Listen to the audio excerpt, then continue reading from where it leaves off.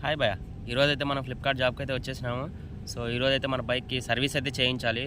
Bike service చేయడానికి అయితే షోరూమ్కి అయితే వెళ్తున్నాను. షోరూంలో ఎలా ఉంటుంది ఏంటి అనేది, మన బైక్కి ఎంత సర్వీస్ బిల్ అయింది ఏంటి అనేది అయితే మీకు వీడియోలో అయితే చెప్తాను. Stay tune guys.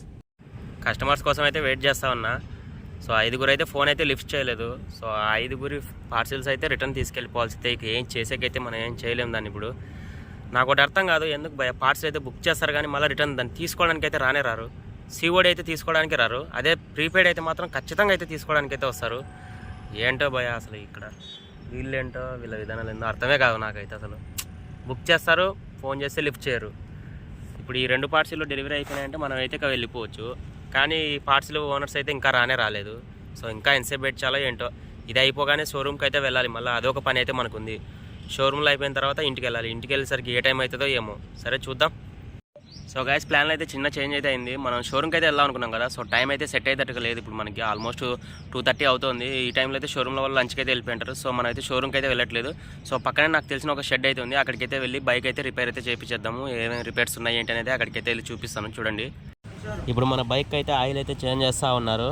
సో మన బైక్ వచ్చేసి క్యాస్ట్రాల్ 10W30 ఈ గ్రేడ్ అయితే వేపిస్తా ఉన్నా. ఇంతకుముందు కూడా సేమ్ గ్రేడ్ అయితే వేయించాను. సో బైక్ అయితే చాలా స్మూత్గా అయితే నడుస్తుంది. సో ఇది BS6 ఇంజిన్ ఆయిల్.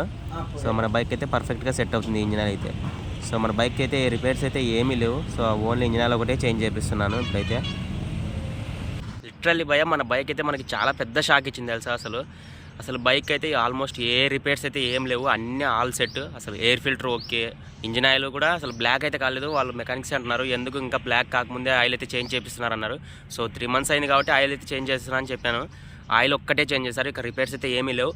నాకు టోటల్ ఈ బిల్ ఎంత వచ్చింది తెలుసా? 500లో మనకి డీలక్స్ సర్వీస్ అయితే అయిపోయింది సింపుల్గా. అసలు లిటరల్లీ అసలు షాకింగ్ గాయ్స్. అసలు HF డీలక్స్ అయితే ఇంత తక్కువ ఛార్జ్లో మనకి సర్వీస్ అయితే అయిపోయింది.